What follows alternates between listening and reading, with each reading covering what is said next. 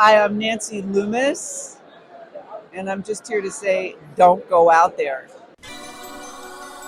In a world where zombies, ghosts, serial killers, and vampires all exist, it's Nico, Brian, Mike, and Dustin, and they are all that stand between you and the films that could end the world.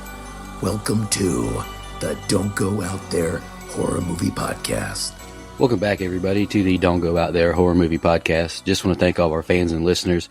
Really appreciate the support. You guys are awesome. Before we get into tonight's film review, just want to give a quick shout out to our website, don'tgoouthere.com. Everything about our podcast is on the website. All of our episodes and interviews, if you want to check those out. We've done some incredible interviews in the past. Go check them out there in a specific tab by themselves so you don't have to scroll through hundreds of episodes on Apple or Spotify, etc. We also have our store if you want to grab a shirt, a mouse pad, a hat, all that good stuff. We'd love to see your pictures, rep your favorite podcast. And Shan's Etsy page is also attached if you want to grab a tumbler. All of our social media links are on there as well. Facebook, Twitter, Instagram, YouTube, TikTok. Like us, subscribe us, follow us, all that good stuff. And the last thing I want to shout out on our website is our Patreon. We call it Blood Donors. We have the traditional monthly reoccurring kind. If you want to support us, help us pay the bills, as we say. Or if there's a movie you want us to review, that option is available as well. Just check out our website, don'tgoouthere.com. Also, if you haven't noticed, we've recently joined the Believe Network. So there's some ads on our program now. But if you want ad-free content, go check us out on Blood Donors. The ad-free episodes will be available there. We appreciate your support. We hope you enjoy the episode. Happy Halloween, everybody. We appreciate y'all tuning in. We've kind of made it a yearly tradition now to review a Halloween movie for Halloween, and we're going to go in the franchise's order. And we happen to be on Halloween 2 this year. Brother Mike, you're going to be doing the scene by scene tonight. You want to kick us off with your thoughts? Yeah, so really quick, they took my jersey down out of the rafters because I retired from scene by scene because I'm a stuttering, bluttering mess. But not for Halloween. Everyone's entitled to one good scare. And damn it, I came out of retirement like Jordan wearing the 45. I'm back on the court, baby. I'm back on the court. We're going to do a little scene by scene for Halloween 2, 1981. As far as my thoughts on the film, I enjoyed it a lot more this rewatch. It is not my favorite sequel. I think that's pretty clear. Halloween 2018 is my favorite sequel. But I do think if you put the original on, and then put this one on immediately after, it works so much better. Like, this movie works really well. It's like a long continuation of that first one.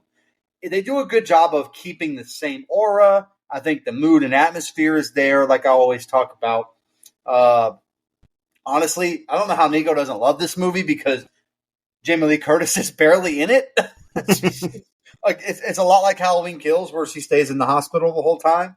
I think the character of Loomis is actually really fun in this movie. This is where he starts to kind of get a little unhinged already.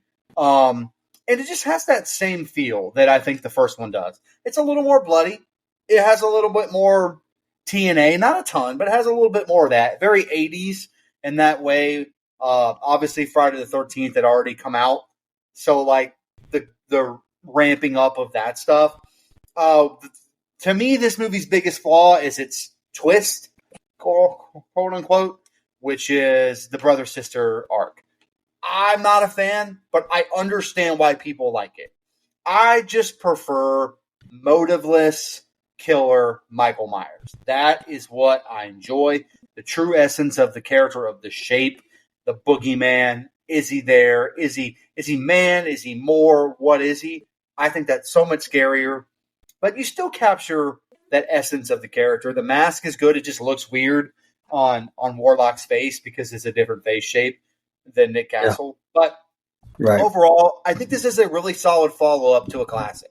It's not my favorite, but it honestly, upon this rewatch, I'd probably put it higher than I've had it in the past. I would almost put it above 4, which in the past I've had 4 above it. So I would say it hit for me this time. All right, so now Halloween 2, I've been pretty adamant since doing the show. This isn't my favorite. I think it's just okay at best. I think it's really overhyped. I know it's the same mask, but it doesn't look the same. There's been a lot of, I've heard stories how it was just left under the bed and in a smoking room and all that, and it doesn't look the same, blah, blah, blah. I wish they'd have brought Nick Castle back. And Jamie Lee's hair wig is noticeably different considering it's the exact same night. There are some good shots. I mean, I'm not going to totally crap on this movie. I think there are some good things, but yeah, I'm not the biggest fan of Halloween 2. I thought, I don't know, maybe now since Mike went, but I thought that I'd like this one more than my fellow cohorts here, but maybe I'm wrong on that now. But I like it even better than definitely John Carpenter, who admits that he didn't even want to make it and, quote, wrote it while I was drunk. You know what? Go back to bed, Paul. But while I do think it's one of the better Halloween franchise entries, and I've said this back 5 years ago, I think, when we did the Halloween franchise rankings, I'm pretty sure, but the ending almost ruins the entire movie for me. I hate the ending so fucking much. But to me, the first half is great, in my opinion. So if you take the ending out of it, and truthfully, I'm not the biggest fan of Dick Warlock's portrayal of Myers here either. The mask does look a little bit weird on him, and it's just not the same. I do think, like Mike said, it's a solid follow-up to 78, and I would put it, more on the side of me liking it than disliking it. And I'm saying this because of the discourse on X, and I may be pigeonholing us into a time here, but I'll take this over Rob Zombie's Part 2 by a mile. Yeah, I had this movie ranked 5th in the franchise when we did that. I'd probably change that now. I don't think the movie's terrible. But this most recent rewatch, I don't think it's very good. So when you're splitting hairs about movies that you don't think are very good, I'm going to side with movies that I enjoy more. Sure. So H2O, maybe even Resurrection, they're bad. But like they're funner watches to me. Sure. And so I'd probably move them above this one. Rob Zombie, Halloween 2, I didn't rate very highly when we did that episode. Going back, I'd probably rate it higher than what I'm going to end up giving this one. I don't know. I agree with what you said, Nico. The wig, for sure. Particularly in one of the early scenes when she's being wheeled out and she's on the gurney getting put in the ambulance, her wig looked like shit right there. You mentioned Warlock, how you wish that Castle was back. I agree. I don't think Warlock did a terrible job, but it's just his movements seem like he was. You know how when you see a little kid walking down the aisle at a wedding and he's like pacing instead of walking? That's how he walked. It was like step, stop, step, stop, instead of a slow. It felt like Frankenstein pacing. So that bothered me. I don't think the movie's very good, but it's not the worst thing I've seen. To me, it felt a lot like Frankenstein. Like, I don't know who directed Warlock to play it that way. But I mean, it is odd. Like, I do think that's a bigger flaw of the movie. And nothing against Dick Warlock. He's probably a nice guy. But, like, I mean, Nick Castle really captured that slow walk maneuvering through the house. It is hard not to compare this movie to the original as well. As I think some of the other sequels don't hit that same thing. Or like I can watch H2O and I can watch Halloween 6 and 4 and not compare it to the original. And I think that's because this one exists. Because this one set the standard of, okay, nothing's going to live up. Sure. So we can appreciate the other ones in all their errors and flaws. This one had the unfortunate task of following up such a classic. And it's also the same night.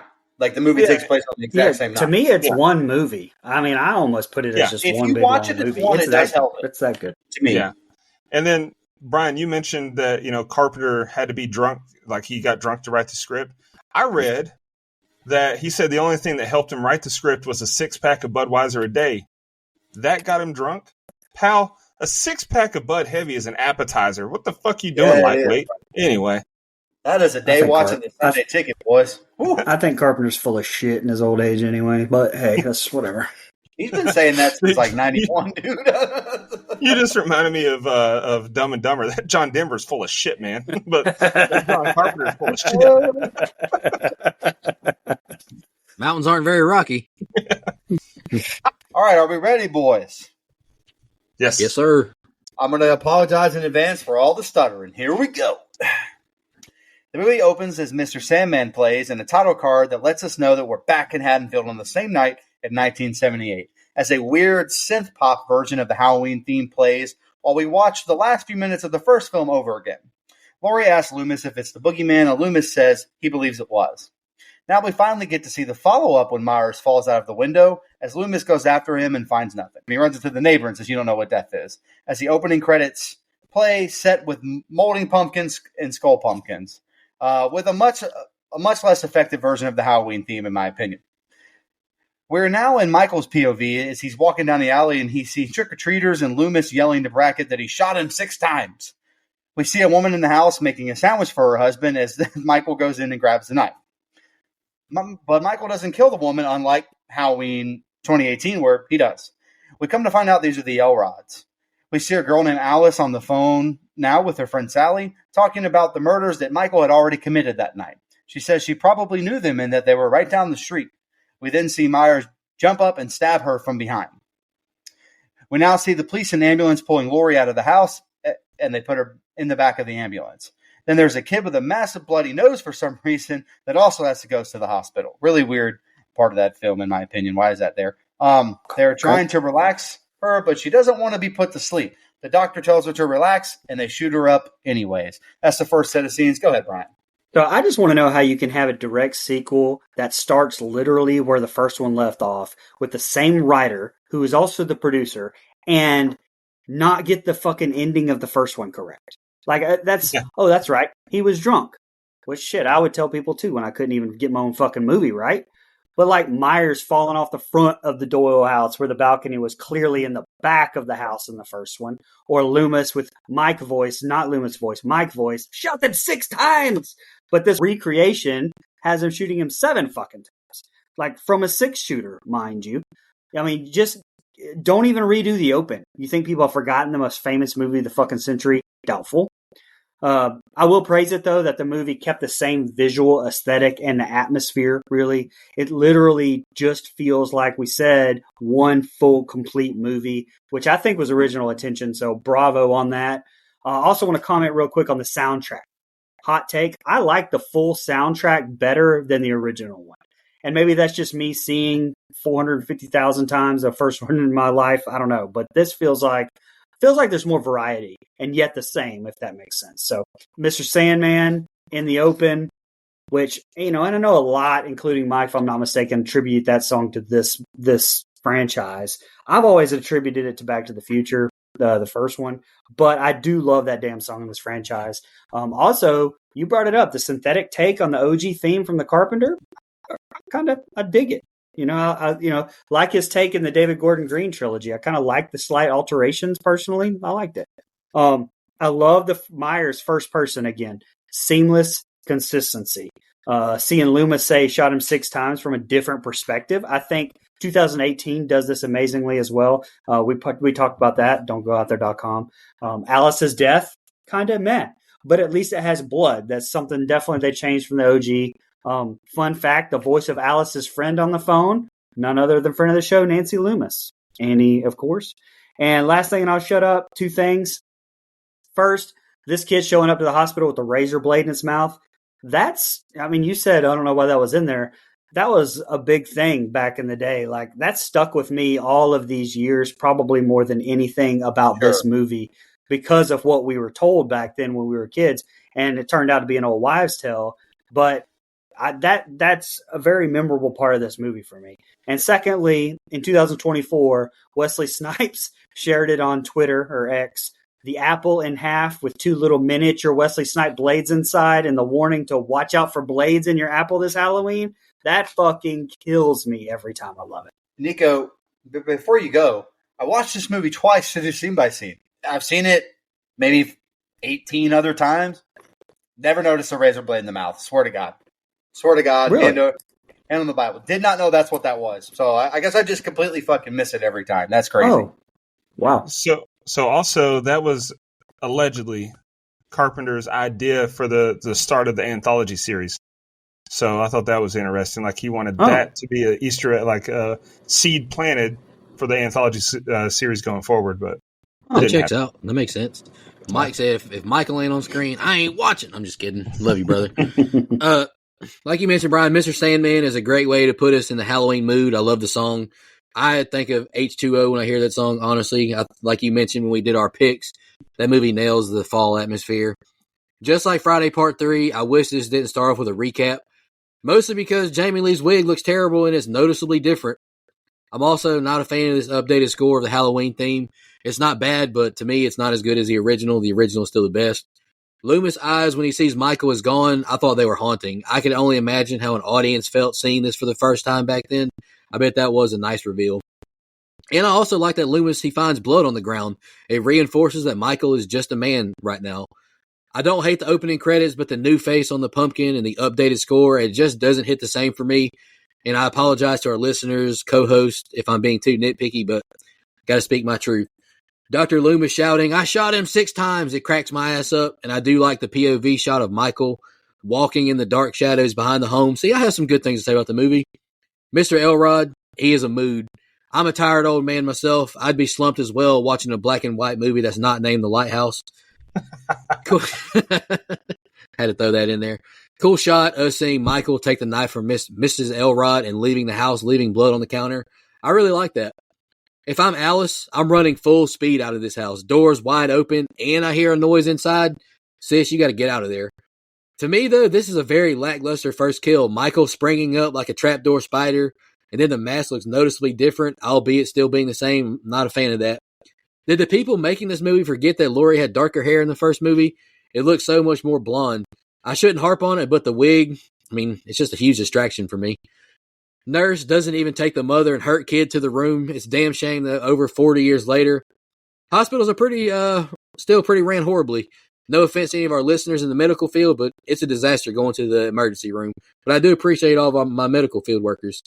Holy shit at how big that needle was they used in Laurie's arm. You know how bad that would hurt? Like, that was like, goodness. I thought it was a decent set of opening scenes. I'm still invested. Go ahead, Dustin. Part of me likes the opening being recycled footage from the original, but then again, we've seen the first one. I know they add a little and they even fuck some of it up, but let's move it along. I mean, my lands, we're over 7 minutes into the runtime before the movie actually starts. I do like the first person POV when we get going, though. And you got to love Loomis's crazy behind yelling, "I shot him 6 times," over and over, especially when you consider he actually fired 7 shots in that open. I love seeing George A. Romero's name on the TV screen in the credits for Night of the Living Dead. Just a cool way to pay tribute. Like, just a nice little tip of the cap. I like that. Michael, quiet AF. How the hell did he get in that kitchen and get the knife without the old lady hearing? Stealth mode activated. But Halloween 2018, Halloween Kills, that Mike would have carved her up with a quickness, though. Gotta love the sign of the times here. Turn on the radio. Like today, that would be check the timeline. So I thought that was funny. I laughed at the paramedic in the ambulance. Her old man Strode Realty? Yeah. Okay. Like, why'd he say it like that? Like, that was so weird. I don't know. But, I mean, overall, it's an okay open, all things considered. We see the magnificent duo of Brackett and Loomis riding around again. They're arguing now about who let Myers get away, and they roll up on someone that looks like Myers behind some kids that are trick-or-treaters. The man is walking wearing an H2O-looking mask, by the way, because it is not good, and is ran over and set on fucking fire. But Loomis is pretty convinced that it's not Michael. Another cop comes to get Brackett and says they've found 3 bodies, and one of them is Annie. We're back at the hospital now as Jimmy tries to check on Laurie after exchanging some pleasantries. Then a nurse kicks him out. We're back at the crime scene as the police wheel out Annie and the TV crew is out there. We see Brackett remove the sheet over Annie and what honestly wasn't near as effective as Brad motherfucking Dorff and Rob Zombie's Halloween 2. Just throwing that out there. But anyway, Brackett says he has to leave to tell his wife, and the other cop stays and talks to Loomis. Loomis isn't sure that was Myers burned up and wants a coroner to meet him in the next half hour. We see 2 friends walking out of a store complaining about a lane party they went to. One of them, named Darcy, wants a ride home, and the other one is whining about it. We see a kid carrying a boombox as one does in 1981 and runs right into Michael. This time he doesn't stop and stare like the kid in 1978, but it acts like a modern-day teenager and just keeps fucking walking. Then we see that Michael has followed the car that ended up at the hospital. We're back in the hospital. We see the two workers talking about their friend Julie that did or didn't see Myers last night. Then Karen walks in, late as fuck, by the way. Would be fired at my job for that stuff. But anyway, says, hey, I know you know, Dustin. Says hello to Jimmy and then gets down to the ward. When she leaves, Bud sings a banger of a tune. Amazing Grace, come sit on my face. Don't make me cry. I need your pie. What a banger. Man. Then Jimmy gets pissed at Bud, tells him to never get involved with a patient, and Jimmy leaves the room. We see a door creaking closed behind him.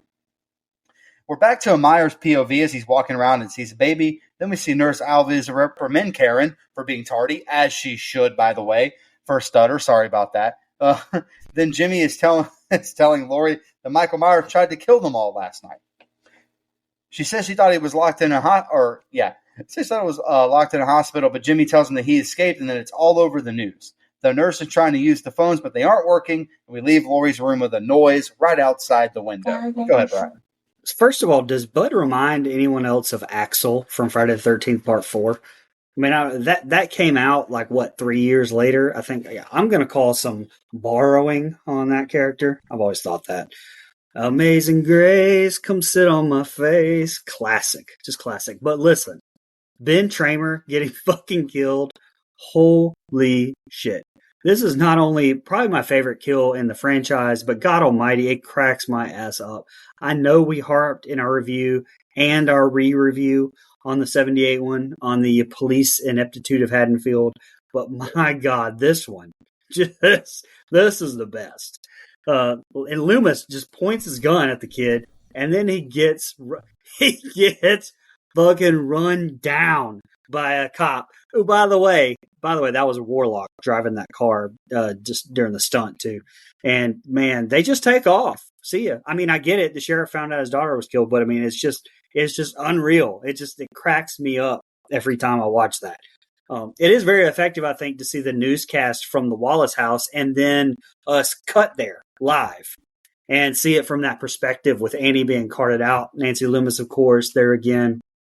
Just honestly, that's really a heartbreaking scene for me as a father. All of these decades later, it's still just a great, moving, emotional fucking scene. Fun fact, there at the Wallace house at around 22 minutes, Dana Carvey makes his movie debut playing just an assistant. He can be seen receiving instructions from the blonde reporter there. So the scene with the kid that has the boombox listening to the newscast saying Laurie Strode was at the Haddonfield Memorial, that's the way Myers finds out where she is, right? I mean, I don't think that there's any other way. I'm pretty sure that's the way that it was relayed to Myers that Laurie was at the hospital, from what I understand. Am I wrong? If I'm wrong, say it. But hey, Haddonfield Memorial street sign. Boom. Got it right here hanging above my head. Shout out Halloween Horror Nights for that little piece of memorabilia there. Last thing, I really like this moment here with Jimmy and Laurie and how Laurie finds out that it was Michael Myers. I thought it was a very cool just franchise moment all around for me. Yeah, Loomis, like you mentioned, Mike, has started his descent into madness. I love me some unhinged Loomis. This whole scene is chaotic with Ben Tramer getting hit. The mask hair doesn't look similar. No clue how this cop car doesn't stop before slamming into the van.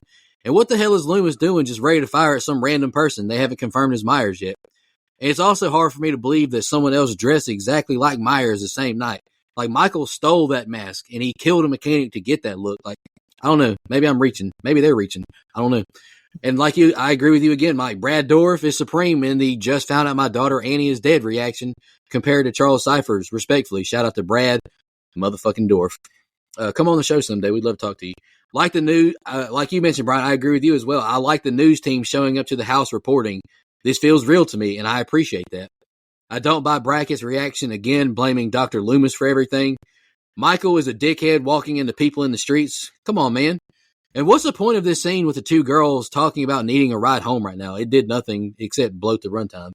It's a cool shot tracking right behind Myers. I like that. And I agree with the hospital guy as I take notes. A pizza sounds delicious right now. I was hungry when I took these notes. Security guard whose only job is to watch monitors and open doors isn't watching monitors because, of course, Amazing Grace, come sit on my face. Is that a bar? I think so, honestly. Another cool, subtle shot of Myers walking the hospital halls as Karen is scolded for being late. Like you mentioned, Mike, 15 minutes late, that's ridiculous, especially in the 80s. Like now, people don't give a shit, but back then, they really took that seriously. They do it total quality logistics, brother. But I did like the shot of Michael walking in the halls behind him. I thought it was really subtle and nice. Miss Alves is a hater. Let my guy Jimmy flirt. The men can't live with him, can't live without him. That was unnecessary to me. Don't be hating on us men folk. If I was Lori, though, I would be very, very spooked right now. Yeah, law enforcement in Haddonfield is a joke. I mean, what kind of cop would let Dr. Loomis get out of the car and run down the sidewalk towards trick-or-treaters waving a gun? Dewey would never. The crash into the van and the ensuing explosion was hilarious to me. I mean, what the heck kind of car would explode with that little impact? What is that about? It was so funny. You mentioned Dana Carvey's movie debut. I had that as well. Incredible stuff. Dana Carvey, was in Wayne's World 2, which Drew Barrymore had a small part in, and Drew Barrymore was in Never Been Kissed with David Arquette. So there you go. The more you know. This set of scenes, by and large, is a lot of filler. Laurie at the hospital, Loomis saying his 6 times line again, old girl needing to find a ride. Like, let's go. Come on. Pick up the pacing. I got a good laugh at every other word you say is either hell or shit or damn. And then he said, I'm sorry. I guess I just fuck up all the time. That was funny. He's like, no, I got another cuss word. Yeah. And I laughed when the nurse told Laurie, men can't live with him, can't live without him. Nothing funny about that line, but it makes me think of Rube in Major League 2 when he says, women can't live with him and they can't pee standing up. I say that quote all the time. But slower set of scenes, but not the worst I've seen. Nico saying Michael bumping into people. What an asshole. That just cracked me up. I don't know. I mean, not wrong. He's not. He's not. All right. We see what I consider a real life Chief Wiggum here, which shout out to Dustin for the Simpsons reference there. We see a real life Chief Wiggum here in the hallway as he heads back out. For some reason, he's digging in the garbage and opens it up to a rat jumping out on him that basically makes him piss himself. Which, by the way, would have made me piss myself, too. He notices that a door is unlocked and decides to investigate the room. He's walking around and tries to tell people over the radio that someone has broken into the storeroom, but Janet couldn't really hear him. Garrett is this man's name. I'm going to call him Chief Wiggum because it's way funnier. Garrett then finds another broken lock and rips the door open to a bunch of junk. He does this again, but this time, when he comes out of the room, he is met by Myers, and assumingly he becomes a dead fuck.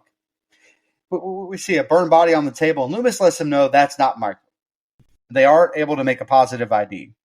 We see an angry mom throwing shit all over the old Myers house, like we do every time Brian makes a bad dad joke in the group chat. I'm just saying. That's all I'm saying, brother. The police let Officer Hunt know the house is empty. We then see more great delivery here from Donald Pleasance, where he tells Hunt that he came back after 15 years, and that he knew this was possible. Then 2 teenagers walk up to them and say they're worried about Ben Tramer and tell them he was drunk after the party and he was wearing a stupid mask. Loomis says they should check the dental records of the body on the table. Then we see Karen come into a room with a body on the bed and it grabs her. It's actually Bud playing a joke and she calls him a jerk. He says, Happy Halloween. She calls him the biggest jerk she's ever met. And he says, yeah, but you love me. And they decide to go 3 doors down, just like the band, and get a little freaky in the therapy room. We see Laurie have flashbacks to her childhood as she dreams off and on, and then we're back to Bud and Karen. The 2 are making out in the tub, and Karen complains that it's too hot in here. Karen tells him to go check out the temperature or he's not getting any. We see Michael strangle Bud off camera and then enter the room that Karen is in. Myers comes up from behind. She's kissing his hand, thinking that it's Bud, and then Myers drowns her in the hot tub like a reverse Jason X frozen face kill. Except, not frozen face, hot burns this time. Go ahead, Brian. Hot face. Look, first of all, Mike labeling this scene on our notes as fat ass policeman and the nurse talking had me dying laughing when I first read that. Fucking killed me. Oh, but fucking Janet. You don't know how to use a walkie-talkie. Get the fuck out of here. And why is Garrett checking the trash can while he's searching stuff? Man, such a bizarre set of scenes there where he's walking around searching things. Sidebar, Cliff Emick passed away in 2022. Rest in peace to him in real life and in the movie, as it is Hammer Time in the storage room. I needed a little bit more blood, though, if I'm being honest, right there with that kill. Great effects on Ben Tramer's burned body in the morgue. Great effects on the Karen kill as well. So shout out to Sam Nichols, John Chambers, Michael Germain, the entire makeup and special effects crew. I think those two things in this set of scenes look tremendous. Loomis not recognizing Nurse fucking Chambers from literally not even a day. It's not even a day ago, like not even 24 hours ago. He's just saw her. What the fuck? A few little goofs here. When the mob's destroying the Myers house, the number on the house says 709. But when the deputy sheriff calls it in, he says number 45 and not 709. Oops. And when Michael's drowning Nurse Karen in the scalding water, great fucking kill, by the way. Pamela Shoop, retired from acting in 1996. Well, her towel goes from being wrapped right below her shoulders to tied around her waist between shots. Also, let's be honest, water at 125 degrees Fahrenheit is not hot enough to scald a body. It's actually time, because minimal effects usually start at about 140 degrees. But if it was, why did it not burn his hand? Hey, he had to get that badass Cult of Thorn tattoo later on the line. I guess that's why. Great set of scenes here, in my opinion. Fantastic movie to me up to this point. That was good. No, I agree with you, Brian. Starting off, the fat ass policeman and the nurse talking, it cracked me up too. My first line is hot take. I hope I don't get any backlash for this, but cops and security guards, you should not be allowed to be this heavy. No disrespect, but your job requires you to run sometimes to save people. You need to be able to do that. Why do you think I wrote that in the front, brother? Yeah, got him. That's just my opinion. Dumb jump scare with a cat jumping out of the dumpster. And no way this big dude is falling over because of it. 1981 radios and security guards ain't worth a damn. Bro, if you're going to leave her a radio, why not set it to the right channel? And why don't you go call the sheriff or drive down there? This guy's useless. And good Lord, Ben Tramer, you got burnt extra crispy. How long did it take to get that fire put out? I think everybody in Haddonfield in emergency response is inept. Can't lie. I forgot about this scene at the Myers house with the mob of people rioting. Don't really get why they're attacking a house, to be honest. Karen calls Bud the biggest jerk but wants him uncontrollably. That's just proof that women love bad boys. Go argue with someone else. The score playing while going through the halls of the hospital, I really enjoy until we get the whole brother-sister tease. I'm not a fan of this and never have been. It's, in my opinion, so much creepier that Michael is just evil and after Lori. The floor nurse for the newborns getting in the makeshift hot tub, unreal. But when the mood is right, you got to get it in, I guess, so I respect it. And you know water must be hot if the lady is who wants to turn it down. A woman's shower can melt steel, for Pete's sake. All in good fun, ladies. Don't hate me. Facts. And Myers subtly killing Bud is nice. And here comes Dick Warlock's favorite kill. He said that on the Dead Meat channel. Dunking Nurse Karen in this boiling water. The effects of her melted flesh looks really good to me, but I hate the score chosen playing along. Yeah, Nico, you said something about women's water temperature. It reminds me of something I always say. Women like their shower to be as hot as possible because it reminds them of where they come from. Hell. Stupid jump scare with the cat jumping out at the security guard. Like, I hate that. I want to shout out all our female listeners. Oh, absolutely. Thank you. Absolutely. I hate that cat jump scare. But then he's killed. But then he gets killed, and it's not even shark week, and we get a hammerhead. Talk about a brutal kill. I love it. That's a great kill. I love how Bud's death was shot. Like, we are in the room with Karen, and we can't hear it, but it's there in the background. Like, she's unaware. It's just great stuff all around there. I absolutely love how that kill was shot.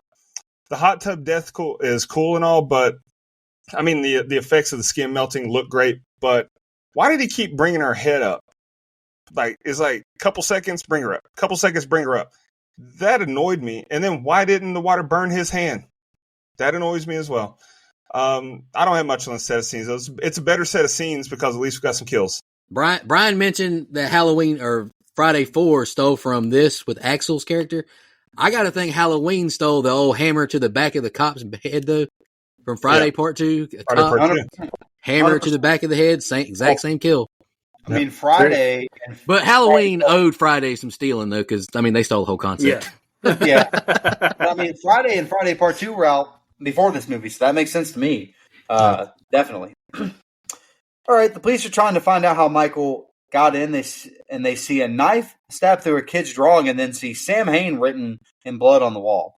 Marion Chambers shows up and says that she needs to speak to Loomis in private. She's here to get Loomis back to Smith Grove by order of the governor, and that he doesn't have a choice. We then see Jimmy and Lori now, and Jimmy is trying to tell her that he won't let anything happen to her, but Lori is in some weird catatonic drugged state, and Jimmy goes to grab the nurse. One of the nurses goes to find Dr. Mixter, but finds him dead in his chair with a syringe in his eye. And then in one of the best shots of the film, in my opinion, we see Myers kill the nurse the exact same way with a syringe through the eye/temple. Jimmy is looking for Mrs. Alves but can't find her, and as he leaves Lori alone with Nurse Jill. We're back to seeing the POV version of Michael as he walks in to Lori's room to stab her, but turns out it's just a bunch of pillows, you dumbass. Anyway, Lori has gotten out and escaped down the hall. Nurse Jill sees that Lori is gone as we see some of the long tracking shots of Lori and Michael walking down the hallways. Then Lori finds a safer room, I guess, to take a nap, and hide from Myers. We see Hunt, Loomis, and Chambers leave the hospital as Hunt swears to Loomis they will find Myers. It's Loomis and Chambers leave and drive off with the marshal. We're back in the hospital as we cut back and forth between Nurse Jill and the security footage of Michael roaming the halls. Then Jimmy does a shitty thing and walks up behind her with no warning to basically scare the piss out of her and says they will keep looking. We see more long tracking shots walking down the hall, and Jimmy finds Nurse Alves with all the blood drawn out of her, which to me was a very creative kill. And then Jimmy slips and falls in the blood, which is not a creative kill. But anyway, so then Jill heads out to her car, but it won't start, and all the cars have flat tires, so she heads back inside. Hello, sleepyhead, as Lori struggles to stand up like I do after 6 whiskey and Diet Cokes. Then we see Michael stab Jill from behind and lift her up off the ground like he's Mark Henry in 2002. Go ahead, Brian. I mean, to be fair, say what you want about Lori, she is pretty drugged up now, so her passing out or not that at least made sense. It wasn't Candyman level of going to take a nap, at least. But this set of scenes is where the movie starts to go downhill for me. So it's a mixed bag with this one. Some good, but mostly bad, I think. Or when the nurse finds Dr. Mixter, I mean, good effects on the needle in the eye, but how the fuck did that kill him? I mean, I definitely needed more in that regard from that. Now, the needle kill with the nurse was fine, but I didn't feel like she struggled enough. She basically just let it happen. So I don't know. I am a big fan of the shots through the security camera monitor. I think those are fantastic. I thought they were probably groundbreaking at this time. So many movies have done it since then, but it really stood out to me here. So great job from Rosenthal there. So did Myers go cut everybody's tires and battery lines before he heard Jimmy tell Jill to go get the police? Or did he go out there super fast and do that shit afterwards? I don't know. Regardless, Jill, worst peripheral vision, the worst peripherals of all time. Walks right beside Myers in the hallway. Doesn't see him. Just fucking ridiculous. Now, her kill is pretty badass. I liked lifting it up like he did old dude in the first one. What was his name? That he's fucking pinned to the thing? Bob. The pin to the Bob. The Bob kill. Fucking great. I like this. Lifting her up like you did that one. But mostly, again, just meh set of scenes for me. Yeah, starting off, I thought it was nice to see Nurse Marion again. I'm not understanding the governor's stance here, though. Go meet with Loomis yourself. Talk to him about Myers. This is an abnormal situation. Like, you get down there. Is this nurse looking for Dr. Mixter anti-turning lights on? It's a nice reveal seeing Mixter dead with a needle in his eye. The shot revealing Myers behind her I thought was really good, too. And I cringe seeing that needle go in her eye as well. Michael left the shower running, though. Did he walk so the wet bandits could run? No offense to the legendary Dick Warlock, but I'm just not a fan of his Myers tendencies. I wish they would have brought Nick Castle back. Like, I need to research why he didn't do it. Like, I didn't look that up. If y'all got it, I would love to know. Did Lori just fall asleep sitting like that? Maybe it's the medicine, but what a terrible time to fall asleep. I'm not going to hold that against her. I do agree with you, Brian. I think it's probably the medication, the drugs she's been taking. The jump scare on the nurse from Jimmy I thought was funny. Her reaction was hilarious. And honestly, don't know why they haven't gone to the police yet. You can't find the doctor, you can't find the nurse, or the patient that was just attacked by Michael Myers, for Pete's sake, who is still on the loose. Make it make sense to me. Give me a break here. Michael put an IV into Nurse Alves and drained her blood, and then this goofball Jimmy slips in the blood and he didn't see it all over the floor somehow. I hate that fucking kill. It's dumb as hell. This kill of Nurse Jill is cool, but Lori's reaction, I just don't buy it. Remember all the screaming she did in the first movie, which was the exact same fucking night? Seeing Michael, now nothing? All right. So apparently Nick Castle was starting his directing career, but I didn't see what movie he was starting. Did you look that The up? Assassination Game. Oh, well, he should have fucking been Michael Myers again. So at around 57 minutes, Anna Alicia hit a desk and cut one of her eyes open during the shooting of her death scene. She wanted director Rick Rosenthal to keep filming, but he called cut so she could be taken to the emergency room to get 12 stitches. The cafeteria scene with Janet, Bud, and Jimmy was filmed later, so they had to use alternate camera angles and heavily make up her stitches. I thought that was cool.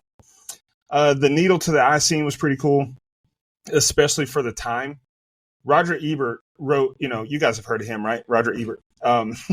He wrote in his review of the movie on January 1st, 1981, that this movie has the first close-up of a needle in the eye that he could remember. That's pretty cool indeed. He wasn't a fan of the movie, though. Gave it 2 out of 5 stars. He also pointed out how this movie finally gave him something he had been anticipating for years in a movie like this. A character slipped on a pool of blood and killed himself by hitting his head on the floor. How dumb was that kill, though, man? Except he didn't die. He didn't die. He didn't technically die there, but he might as well. They showed it in the deleted scenes that he didn't die. But at the time, he was presumed dead. Wasn't he the guy who got in the car with Lori? Yeah. And then he fell on the steering wheel, and that was. But he had no blood on him. Unless he died then. Maybe he died then. Roger Ebert I don't know. counted as a kill. I don't know. It's still dumb. Robert It's still Eggers. dumb. Anyway, brother. It's It's still a bad dumb to kill. call. Even if he didn't die, it's dumb as hell. Dumb as heck. But when Mike lifted old girl with one arm like she was a bag of tissues when he stabbed her in the back, I broke the fourth wall, stared directly into the cameras, as if to say to the audience, what the hell was that? Like this blank stare. What the hell are we watching here? Dustin, put her in the Hall of Pain. Oh, he definitely did. But I mean, at this point in the movie, though, I'm kind of ready for the finish already. But we still have more. Maybe there's a dusty finish and stuff. Anyway, hey, buddy. So finally, we see Michael chase Lori down the halls. Lori goes into her room and finally sees Garrett hanging by a light cord as she runs off and is freaked out by it. Michael's getting closer to Lori as she's fighting to open up this elevator and just makes it out of harm's way in time for Michael to miss it. Which, by the way, is one of my least favorite things when people do that at work to me when I'm trying to get on an elevator and they don't see me and they don't keep the door open. How fucking rude. Anyway, Lori is in the parking lot now, running and hiding from Michael as the town gathers and chants, "Evil dies tonight." Oh, sorry, wrong movie. We cut back to Loomis and Chambers in the car. Loomis is basically mansplaining Sam Hain to Chambers and what the origins of the festival and Halloween is. Then Chambers tells Loomis there was a secret file on Myers and reveals that the Strode girl is Myers' sister. Loomis said he killed one sister 15 years ago and is back to kill the other tonight. We see Jimmy and Lori in the car, and Jimmy dies on the steering wheel. See, that's where I get that from. Before he gets the chance to finish his sentence. We cut back to Loomis and the marshal in the car as Lori is crawling in the parking lot and screams out for help. Nobody sees her. Then Michael pops up out of nowhere and is once again getting close to Lori, and she fights to get in the door, and finally Loomis lets her in. And then Myers, he gets in too, and then Loomis shoots him again. The marshal checks on Myers and gets his neck slit for it. Go ahead, Brian. Okay, so Lori being chased here, I mean, to me it's fine. But God, it went on for 4 straight minutes, if not longer. I mean, it went from the 1 hour, 9 minute mark till they cut back to the police car at the 1 hour, 13 minute mark. Seriously, that's fucking ridiculous. Carpenter writing the script in between shots of Jack Daniels. Has she run yet? Let's have her run here and run some more. We got to get to that hour and a half. Yeah, whatever. And on top of that, Rosenthal's fault here, though. But when Jimmy does get in the car, Nico brought it up. He's severely concussed, yeah. But he didn't clean himself off. Like the dude should have blood all over him for falling in that puddle of blood. But nope, he's absolutely clean. Just like you said. Shit, does anyone watch the dailies and proof this stuff, brother? I don't know. Then I mentioned it cutting to the police car and Loomis. I really do like the brother sister reveal. I mean, I know me and Mike completely differ on that one. I can imagine watching it in '81 in a theater and being like, "Oh shit, no way!" You know, despite my co-host slander, I am not old enough to have seen it in the fucking theater, you assholes. But Loomis fucking shoots the window out. Like, he just pulls his gun out, slings that thing around all willy-nilly. The guy should be in jail, but hell, I mean, who's going to tell on him? That cop is dumb as fuck and gets himself killed the dumbest way possible. Great throat slash, though. I just can't even with this shit. It pisses me off. Let's get to that shitty-ass finale. So, Nico, before you go, I want to clear something up, Brian. I only don't like the brother-sister story arc because I think it really made the following sequels muddy and confusing. I think it tied itself too much, and I think Nico has the same complaint. Every sequel for a long time was Myers' brother, Myers' sister, Myers' niece, nephew, aunt, whatever. Like, I feel like it made the whole series about that twist. And I feel like there's much scarier stories you can tell without those. Not that I hate the original idea. I just felt like we never got anything new out of it until we took it out. Everything was related back to Laurie and Michael being related. I guess that's my big complaint with it. Yeah, not a fan of Dick Warlock's robot. Y'all said Frankenstein. You said the little kid at a wedding, which was fucking hilarious. But I'm not a fan of Dick Warlock's robotic steps going downstairs. It looks too rehearsed. When Nick Castle got down to business, he just got after it. Laurie screams, finding the dead security guard, but not seeing the nurse be killed. Alrighty. Michael can get shot 6 times and fall off a balcony, but can't stop an elevator door. Alright. Another alrighty then. I laughed at the marshal's eye reaction listening to Loomis talk about Sam Hain and being afraid of the dark within ourselves. And there it is, Myers and Laurie relationship. I'm not a fan. I'm not going to harp on that because we just talked about that. And how does Jimmy not see Laurie getting in the car? He got in the car just to pass out and honk the horn like in the first movie? Meh. Laurie just screams seeing the fat cop but can't yell for help until they get inside the building. Yeah. Movies be moving. Loomis being a dick to Marion, it made me laugh. You stay with me and shut up. Dude, Loomis is a fucking asshole in this movie. Laurie banging on locked doors, screaming for help. Haven't seen this before. Oh, wait. Yes, I have. Loomis is slow as hell opening the door for Laurie, but it's a cool scene with Myers just walking through the glass doors. I really like that. And dumbass cop trying to use authority in the situation. Loomis, yet again, slow as hell to react, but I didn't feel bad for this cop dying at all. All right, bring on the finale. Yeah, what the hell kind of elevator was that? Every single elevator I've ever been on, the door would have opened when he put his hand in it and stopped it from closing. Like, come on, man. And then the car not starting, because of course. And it's so annoying to me. Nico, I'm glad you said it there. When people are actually outside, Laurie can barely speak, but the second they go inside and the door closes, she yells at the top of her lungs. Okay, man. And then they couldn't hear when she was banging on the door and screaming, like it took them a while, and then one guy turns around and is like, oh, is someone at the door? I'm tired, man. We at least get a good throat slash here to set us up for the finale. But this set of scenes, a lot of bitching for me. All right, fair enough. And this set of scenes will be the last one. Here we go to the ending. Michael does his patented sit-up and then is chasing after Laurie and Loomis again. To me, we see some more good camera work and cinematography as Michael roams the hall. Nurse Chambers radios the police and tells them to get their ass over here, which I thought was a funny line. Loomis gives Laurie a gun as Myers is banging at the door and window. Loomis goes to shoot Myers, but then the gun doesn't go off. He stabs Loomis. Now he's after Laurie. Laurie calls his actual name, and that gets Myers to stop briefly. Then he comes closer, and finally, Laurie shoots Michael in the face. We see blood coming from the eye holes in the mask, and Michael swinging at the air like a doofus as Laurie and Loomis are letting gas out into the room. Loomis tells Michael it's time as he blows up the room in the hospital as Laurie escapes just in the nick of time. We see Michael walk out on fire, hilariously, by the way, but he falls to the ground and is now presumably dead, as we know that's not true. Hunt and another officer say the kill count is 10 at least for now, as they help Laurie into another ambulance as the movie ends on Laurie's face and shots of the flames set to Mr. Sandman. Go ahead, Brian. So yeah, to put it nicely, I'm not a fan of the ending. And you know what? I've always thought that Laurie being such a perfect shot and firing 2 bullets and shoots out both of his eyes was the dumbest shit that I'd ever seen in this franchise. But it actually outdoes itself later on. But watching it this time, I guess in high def, I don't know, like just the blood leaks down. So I thought for a second, oh, maybe I've watched this a million times and she doesn't shoot him in the eyes. Maybe she shoots him in the head and the blood drained down. But there's no bullet holes anywhere else. There's not enough fucking blood for that. I can't make excuses for this. It's so fucking stupid. I hate it. And I mean, did the whiskey start kicking in halfway through the writing the script there, Carpenter? Come on with that shit. But yeah, I'm totally ignoring the fact that Myers beats on the door to get them and then can't get in, but then suddenly it's made of like paper and then he just walks right through it like it's a fucking sheet.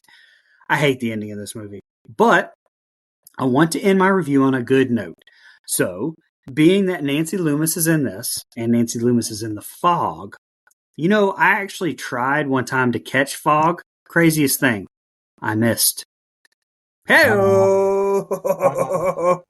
Hey-o! All right. Real Again, quick, Brian. like I You- referenced earlier, the trash being thrown at you, brother. You mentioned something, Brian, about the door. He's beating on it, and he can't get in, and then just bust through it. It reminds me of that episode of The Fantasy Factory when Rob Dyrdek is like, if you just walk and keep walking, you can walk straight through a glass door. Like, that's what he did. Yes. He's beating on it. You can knock on a glass door and nothing will happen, but if you just keep walking through it, you'll walk through it. That's what I thought of. Yes.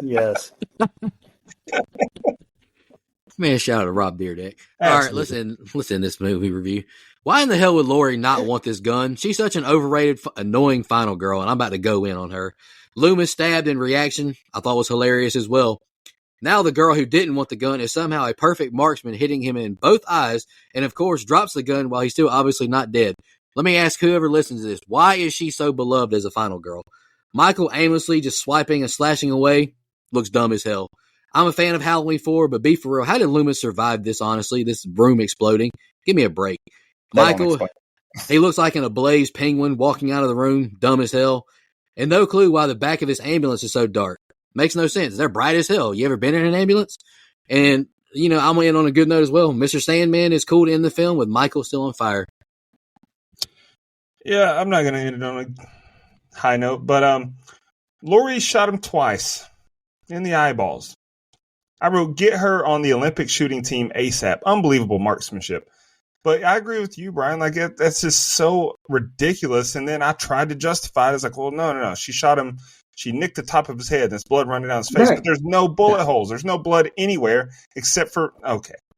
Come on. Exactly. And then you gotta love the sound effects of Michael blindly swinging the scalpel around the room. Whoosh, whoosh, whoosh. Go to hell. One positive, okay, I will end it on a good note.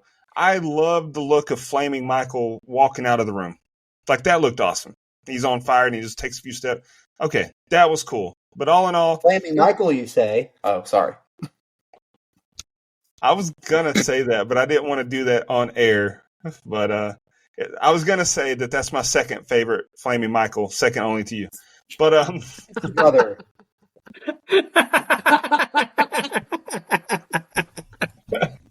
anyway. All right, let me regroup. All in all, it's not the worst movie I've seen, but yeah, it's not great at all. And Nico, I will answer your question. I think Laurie is so beloved because she's the original. Well, whether it's the best or not, it's like sometimes it's just like she's kind of the first one in a long line of them, and I think that's why she's so beloved. Plus, 1978 Halloween is great, so that's probably why. No, I get it. I get it, but I don't get it. You know what I'm saying? No, totally. I mean, what the fuck? All right. Let's jump into our social media comments question. I'll knock out the gram first. Lynn Hunt 04 commented, Rob Zombie's Halloween 2 next week. We've already reviewed that movie. Go check it out on don'tgooutthere.com. Jordan Zeger commented, I feel like I'm on an island for this one, but I actually like the brother-sister aspect they introduced and carried through in this timeline with the looking through the fingers emoji. That's fair. I mean, I know that's a hot topic that is divided amongst the fans. I get it. Jesse Kraft. Yep. See, Brian agrees with you. Jesse Kraft commented, the first thought that comes to mind with Halloween 2 is JLC's wig. It's distracting. That and the scene where the nurse and the other ambulance driver or hospital worker try to have sexy time at the hospital. Like, what the fuck? Am I remembering this correctly? Haven't seen it in a while. Hey, Jesse, it's wild behavior, but hey, if the mood is right. No, the only place more egregious is that than that is in the kitchen while your kids are upstairs sleeping. Come on, man. Quit being so rigid. Quit being so damn rigid. Yeah, I got a Puritan over here. All right, Man. Byron. Hey, I was in the Puritan too. Thank you very much. Make love only in bed with closed door. All right, Byron Weaver 33 commented, my favorite sequel in the franchise. Okay, I respect it. And the last thing we got is from Kevin Scanlon 653. Where would this rank in the franchise for you guys? For me, it just misses the top 5 and sits at 6. Sandwiched between Halloween Kills at 7 and Rob Zombie's Halloween at 5. Ooh. That's a really hard question because I feel like we need to re-rank them off the top of my head, and I've got it 5th, but like I said, I'd probably move it down a little bit. Yeah, it's somewhere in the middle of the pack, 5th, 6th, somewhere in there. It's probably like 8th for me off the top of my head. I might even put Season of the Witch above this joint at this point. But anyway, we'll keep going on. Brian, you got the Book of Faces. Jesus Christ. Eric Doolittle, that hospital staff sucked. Michael did that town a favor. All seriousness, though, as many times as I've watched this movie, it's just very forgettable to me. It's not bad. It's just now that we've gotten Halloween 2018, it makes this movie not really have any value to him. A lot would agree with you there, buddy. I agree. Michelle Mirza, happy Halloween, guys. Happy Halloween to you, Michelle. This is a decent sequel, but not one of my favorites. How do you guys feel about the whole sister aspect in this one? Yeah, I think we're pretty split on it. We touched on that, Michelle. It's just not my favorite for all the reasons I've said. Anita Russell, love that this one is in the same night as the first. Hospital security sucks, but it was fun to see. It was fun to see Loomis again. Sean Irwin, honestly, the sister aspect is meh for me. Take it or leave it. See, that just reiterates why I'm correct in liking it. Matt Sears just said, I love this one. Okay. And I've got X, the artist formerly known as Twitter, pulled up. Andrew Ferguson said, it was fine when I first watched it, but after I saw Ends, I immediately watched it to cleanse the palate of that abomination and restore the original timeline. Respect that. Sean the Glee Man, what up, Sean, said, what if I were to say I prefer Rob Zombie's Halloween 2 over this one?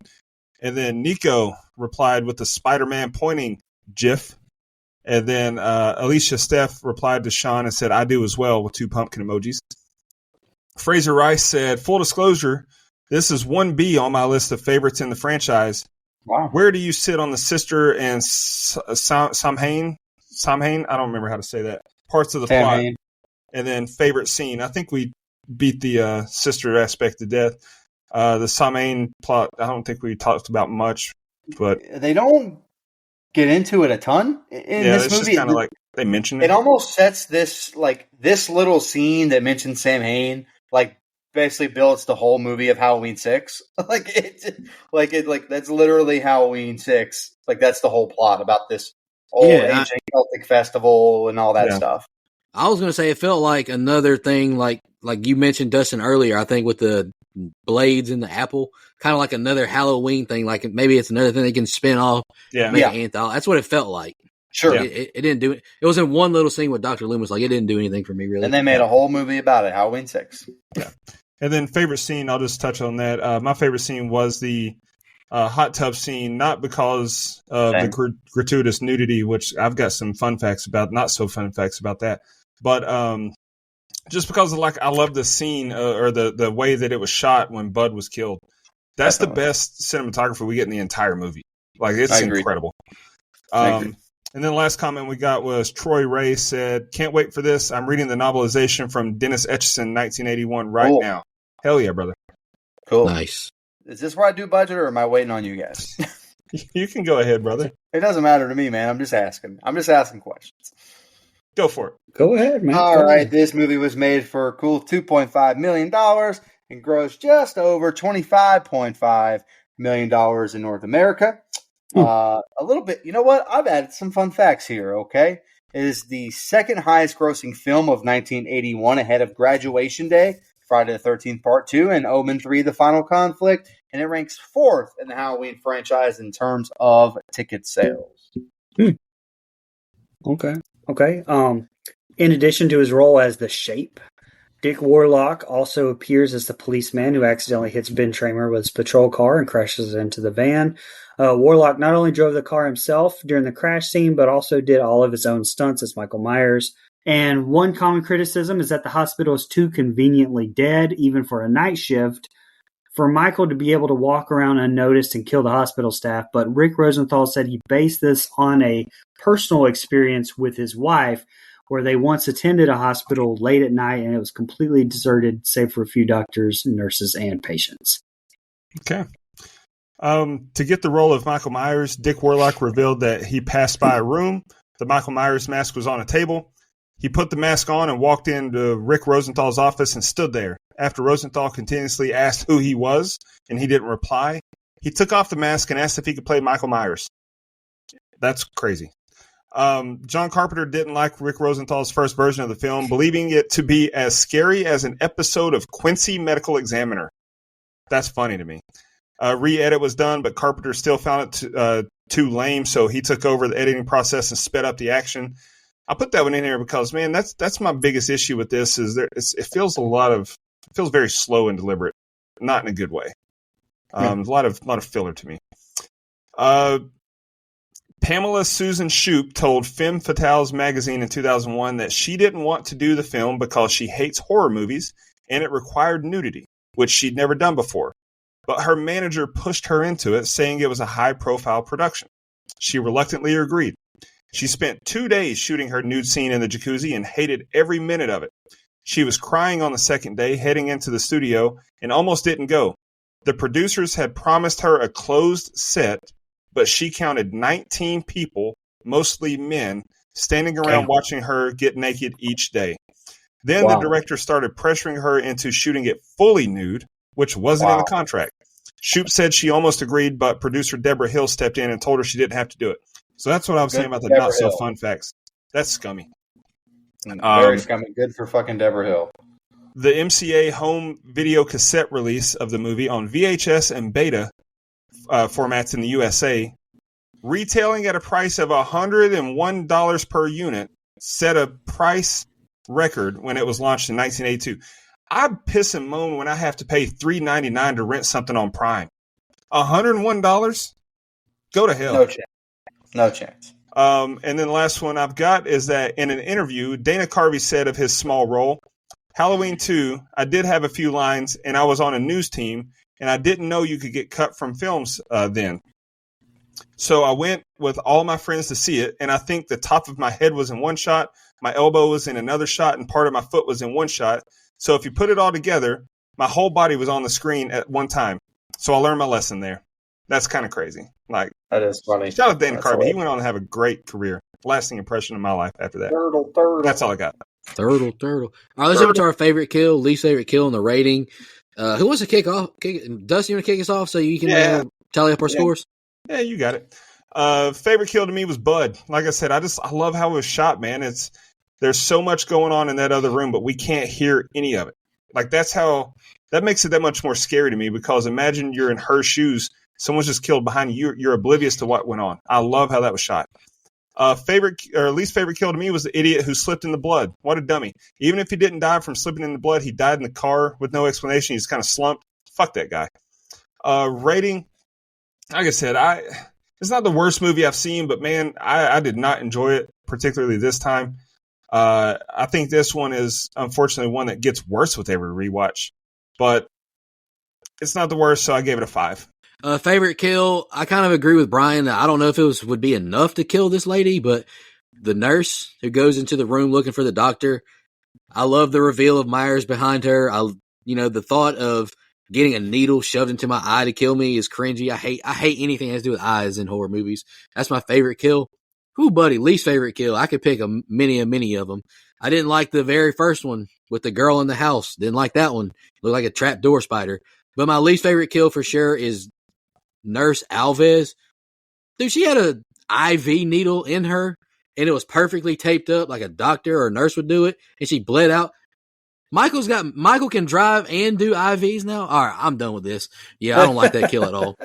I've kind of harped on my positives and cons. I think Carpenter had some good shots.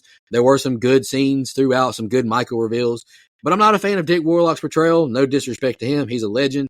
I would go meet him at a con if he ever showed up when I was there. And you can tell, like, this is just not the same quality. To me, you can tell that Carpenter didn't really want to make this movie. Like, you can tell his heart wasn't in it like in the first one. It just doesn't have the same feel. Like, it kind of feels like he watched Friday the 13th Part 2 and the first one kind of gypped some things from it. Like, I know the original Friday the 13th was inspired by Halloween, but watching the original Friday doesn't feel like watching Halloween at summer camp to me. It's different. It's just an inspired holiday movie. I gave the movie a 5.25. I'm not the biggest fan. I kind of agree with you, Dustin. It gets worse to me the more I watch it. Okay. All right, sure. I'll go ahead and let Brian go last. My favorite kill was also, honestly, it was a tie. The whole hot tub scene, I guess. It's not actually a hot tub, but you know what I mean. I feel like both kills are great. The face burn and butt off screen, I think, are both great. My least favorite is the first stab. Like, it's just kind of to me. I will agree with you, though, Dustin. Shout out as an honorable mention to Jimmy, who dies in the blood, dies in the car, whatever you want to say. The version I watched, he died on the steering wheel with his face beeping the horn. Yeah, you're right about that. Kind of a lame kill there, in my opinion. All in all, I actually enjoyed it more this time around than I normally do. For whatever reason, maybe I was in a good mood. I can't really tell you, which is crazy because I'm not in a great mood today. So if I watched it today, it probably wouldn't be that great. But since I watched it and took the scene by scene when I was in a good mood, I really did have a fun time with it. It has its flaws, there's no doubt. And like I said in my open, when you compare it to the original, which it has no choice, it is a direct follow-up on the exact same night, just a few years later, as far as, so the technology is the same. The camera work is the same. Like, it's all the same. It's shot on real film. Like, it has no choice but to compare it. It does fall short of those expectations. However, I had a fun time with it this time. Don't love Dick Warlock's performance, but I think it's fine. It's serviceable as Michael Myers. And I think it's fun. Bud is a great character. One of the more fun characters in the franchise. A lot of positives, some negatives. I gave this a 7, a flat 7. Okay. My favorite kill is, I think that U.S. Marshal throat slash, to be honest. I mean, I thought it looked great. Now, although how we got there is fucking ridiculous, but it looked great. My least favorite kill, though, I didn't like. See, I guess I'm in by alone in this one. I didn't like Bud being strangled off screen. It didn't, I don't know. He didn't put up hardly much of a fight. It just, I don't know. It didn't, I didn't like it.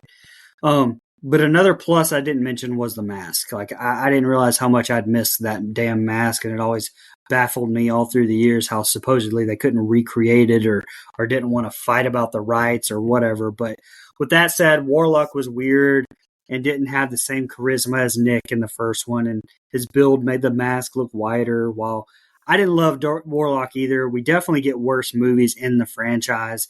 I do love the first half of this movie. I don't really like the third act at all, but overall, I like it more than I dislike it, and I gave it a 6.25. All right, that puts us at a 5.875. Rotten Tomatoes has it at a 33%, but Internet Movie Database has it at a 6.5. All right, okay, nice. All righty. Happy Halloween, fellas. Yeah, let's shout out these blood donors. Dustin, it's your theme next month. You announce the theme. Brian, you got the first pick. You announce your pick. Shout out our blood donors. I really appreciate y'all. Legendary blood donor Dana Tucker, 5 times. We still got 2 more film reviews to do for her. Shout out to Dana. Really appreciate it. Anita Russell, legendary blood donor. Got her pick coming up in a couple weeks. Final girl donor Christina Tower. Really excited to review her movie. Not to pick favorites, but her movie's fun. I'm excited for that one. And Jenny Conway. I've not watched her movie yet. I'm excited for that one. Camper Level Reoccurring, Nina, the Horror Movie Crew podcast, Alex Seligson, Steve Schmidt, and Michelle Mirza. Camp Counselor Reoccurring, Edwin Hernandez Gunn, Joe Swinford, Adrian Aiello, Brian Samick, Andrew Ferguson, Brooke Maley, Thorne David Phillips, Heather Superdoc, Jennifer Davis from the Too Close to Home Pod. We might need to collaborate with them in December since we got some free weeks. Maybe we'll finally do that. Dana Tucker, Cole McAlexander, and Max K. Really appreciate y'all. Takes a big burden off us. I cannot stress that enough. Dustin, it's your theme next month. What are we doing? I think, if I can remember correctly, that I chose Horror Comedy Month. And peek behind the curtain, I only picked it because I want to pick an A24 movie that I don't know where it will fit elsewhere. So, anyway, Horror Comedy Month. I don't know why. We should just call this A24 podcast. That's what we should call it. I'm down if you are. We No, should. I'm down. Yes, I love it. I would love to do that. I have the first pick, and I've got a sneaking suspicion. I don't know why I would think this. It's just out of the blue. But I think I'm going to be alone in this one and liking it. But I'm not sure. We'll see. Not to spoil anything. But I picked Lost Boys 2, The Tribe. Love that movie. Yeah, you do. All right. Happy Halloween, fans and listeners. Watch it again. One last thing. Do you know what this means? This means that next year, it's the best in the franchise. Halloween 5. Best mask, best plot lines, best acting performance for Tina. 10 out of 10 next year for the Halloween 5 pick that we've got, right? I mean, that's I'm not going to let you beat me. I've had a really bad day. Mike Ryan. Settle, I think. Ryan, I've had a really bad day. I don't want to fuck with you like this, brother. I love you, and that opinion is dog shit. Hey, we appreciate y'all listening. The Amazing Grace, Sit on My Face. Y'all have a good one. J6. Zoltan. Just want to remind everybody,